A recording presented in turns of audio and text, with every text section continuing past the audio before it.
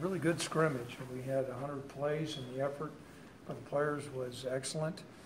Our execution can improve, but the effort I thought was really good.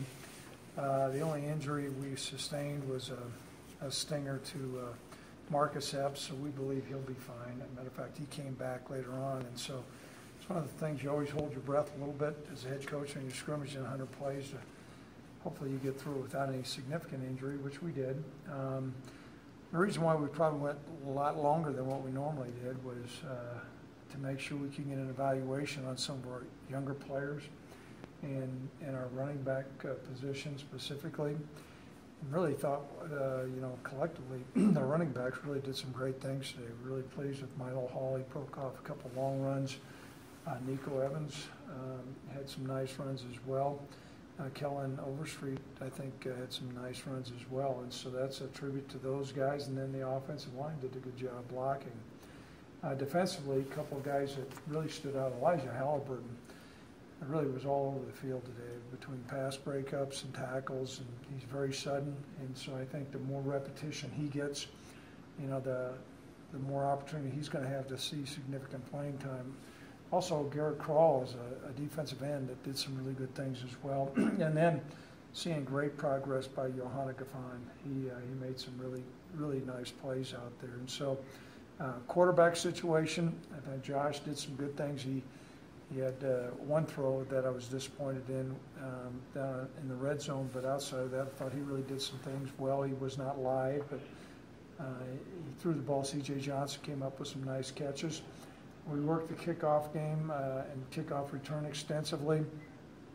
Kind of a mixed bag. We'll get the tape on that, but we got a lot of live repetition. So it was a pretty long scrimmage, longer than we normally have, and I thought we made some real progress. I think with those running backs, you talked a lot about them. They all do some good things. I mean, I know you'll look at the tape, but do you feel there's any separation there of those three, or is it pretty even, or how do you kind of assess that?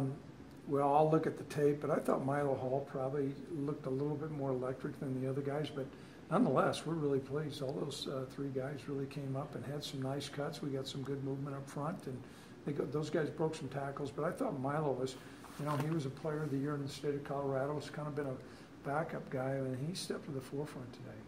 Are you impressed with the spring he's having? Is it any surprise to you that he is kind of, playing this well right now? The jury was out a little bit. I think sometimes – last year playing behind Brian and Sean, there can be an attitude of, hey, those two guys, I'm not going to beat them out. And so all those guys recognize there's open competition.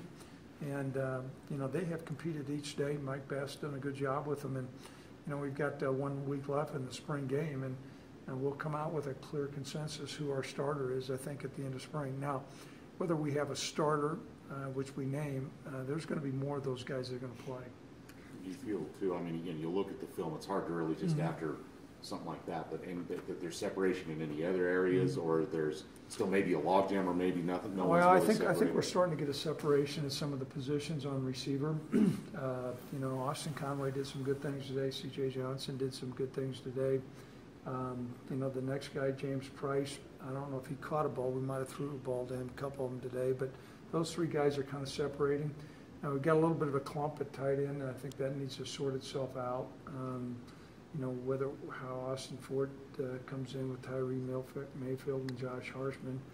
And then, we're awfully thin at the offensive line, right now in spring. But I think those are the positions that we're really kind of taking a hard look at. And as I said today, we went in and said, okay, we've got to have a great evaluation of our running backs and get those young safeties and find out which guys can really step up to play. And I thought Elijah Halliburton answered the bell.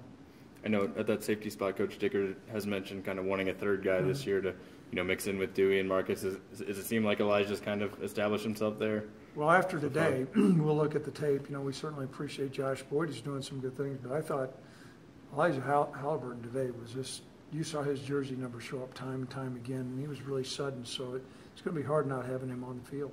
Coach, you mentioned thin on the offensive line, but to run the ball the way you did, as effective as it sounds you did, how pleased are you with that group right now? Well, they made progress, and we're pleased. When we say thin, a lot of schools can't even operate in a spring game because they're thin at that place, but we'll do that.